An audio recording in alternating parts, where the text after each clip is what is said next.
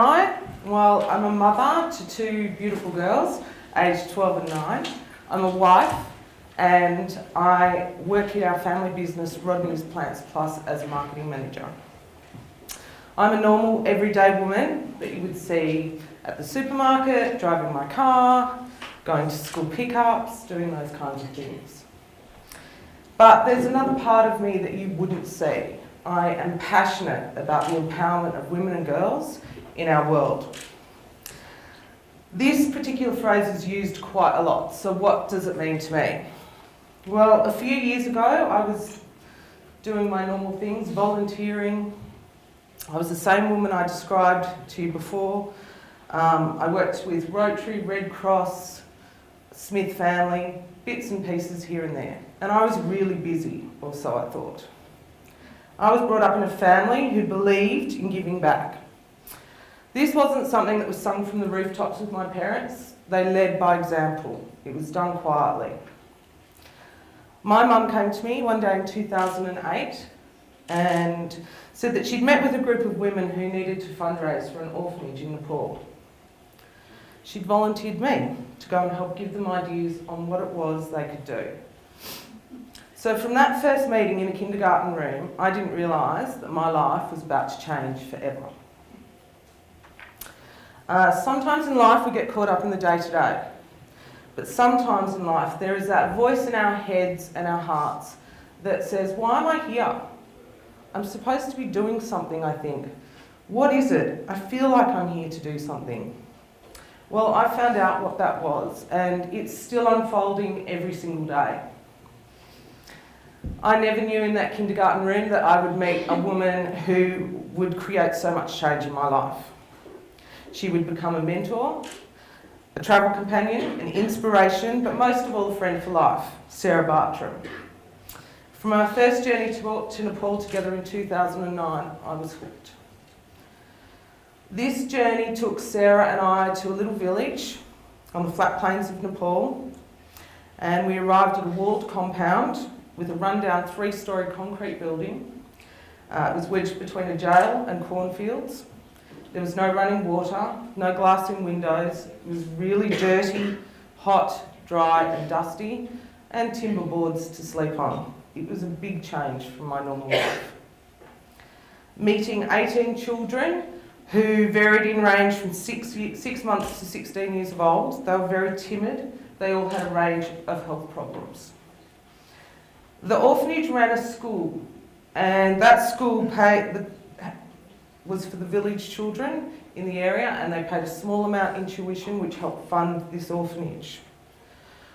We'd raised $27,000 in Australia before we'd arrived, and as a group we decided that we needed to account for how the funds were being used and also to have some input into where they were needed. It was a disaster from the start. Nothing was black and white. There were so many factors that showed us quickly that we were in a very no-win situation. We did what we could over a 10-day period, but we couldn't change anything without the support of the orphanage directors, and they had their own agendas. This was a time of great conflict and despair for me personally. I really felt like I'd let down these children. I felt like I'd failed them, as well as the supporters in Australia.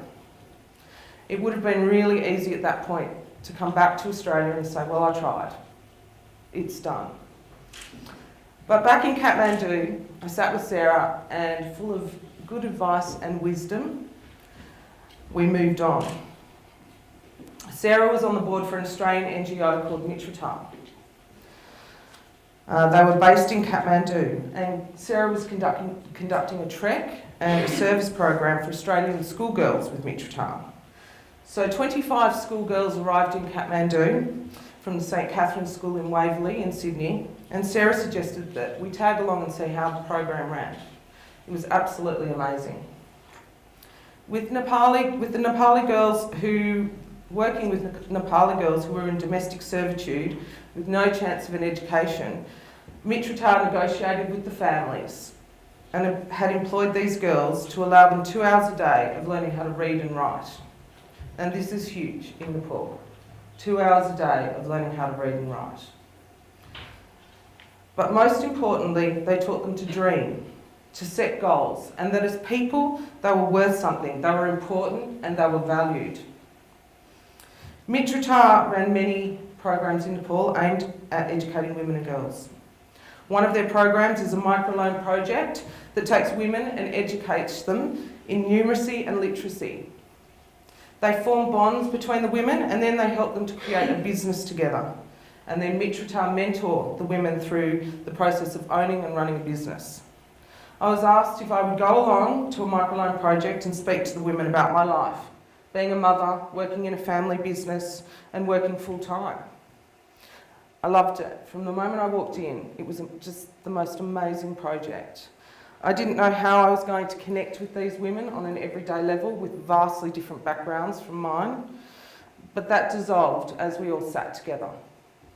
Talking with these women was enlightening for all of us. The lessons that we all learnt is that no matter where we come from, and our dreams and our hopes are the same. We hope that our children are safe, healthy, happy and have a better life than us. We hope for good friends, support and love from those around us. We want to be strong, independent women who are capable of achieving our goals. And we hope that the world can be a better place. Over the next few years, Sarah and I travelled to Nepal on a regular basis. Working with Mitrita, we worked in their homework centres, we brought teachers with us for teacher training programs, we did mentoring in women's groups, and we were a part of Australian school group service programs. People in Australia were really curious about what we did. They inquired about joining us and being a part of what we did, so from there, the next part of our journey began. In 2012, we formed a connection with another charity in Kathmandu called Asha-Nepal. They worked in the field of rescuing women and girls who'd been trafficked to India in the sex industry. This is a huge problem in Nepal. Approximately 5,000 to 10,000 women and girls are trafficked each year into the sex industry in India and other countries. Some of these children are as young as 4 and 5, and they are sent to be sex workers in brothels. After rescuing these girls and women from India, Asha-Nepal returns them to Kathmandu and takes them to a safe house.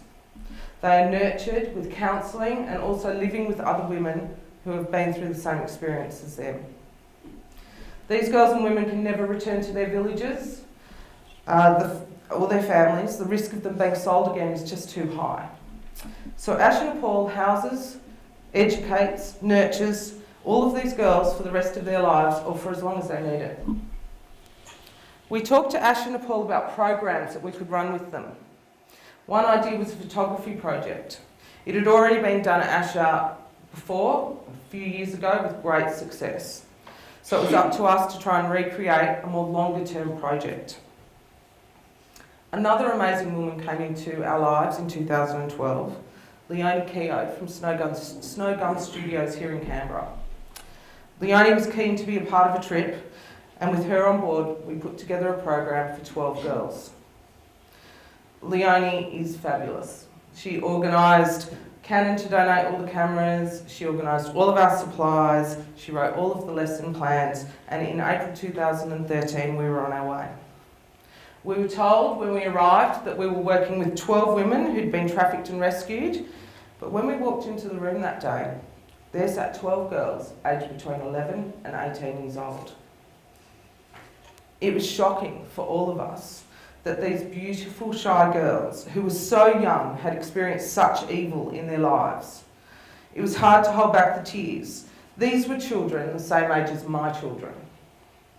Working with a translator, the program was a joyful mass of energy each day, and the excitement from the girls about having their own cameras was a joy to see. Leonie ran a fantastic program that taught the girls many skills and allowed them creativity. For these girls to be able to look through a lens at their world gave them perspective. The program was a huge success. And by the last day, to see the change in confidence in these girls and how much pride they took in creating these beautiful images was an experience that none of us will ever forget. We've formed a strong bond with Asha-Nepal. In 2014, we had more people in Australia wanting to come and join us. So we set about creating more programs. Leonie organised another beginner's photography course, as well as an advanced course for the girls from the year before who wanted to learn more. We also decided to create a jewellery program with 3 Australian women to share skills at the Asha-Nepal. In April 2014, 11 of us made the journey to Nepal, filled with excitement. It was a busy 2 weeks filled with laughter, and friendships between the Asha women and us firmly formed. The jewellery program was supposed to be 12 women, but on arrival on the first day we had 18 women crowded into a small room. No one wanted to miss out. Leonie and her assistant Helen were kept busy with 13 girls in the beginner's photography and 10 in the advanced course.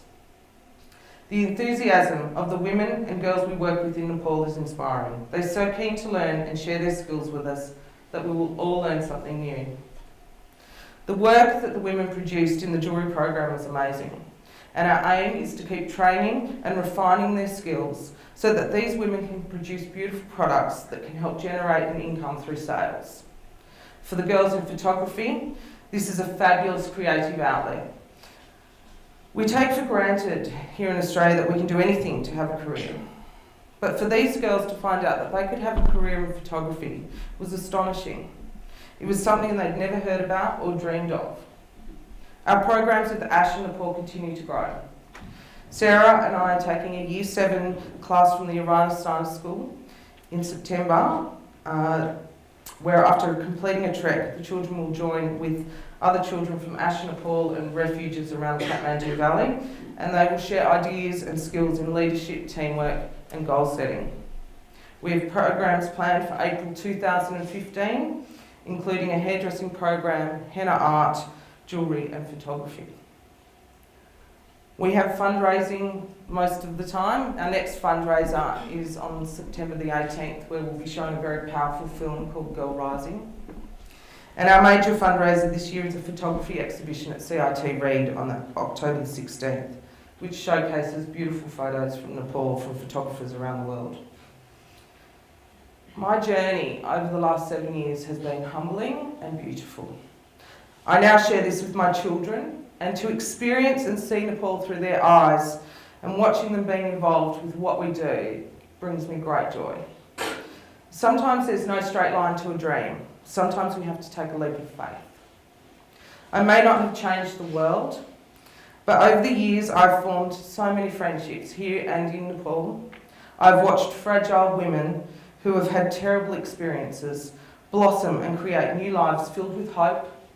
And I've watched young girls turn into amazing women who are strong and filled with laughter, love, and most importantly, dreams. I thank you for listening to my journey today. And I look forward to meeting with more of you tomorrow afternoon or in the break this morning. And one day you might even get to travel to Nepal with us.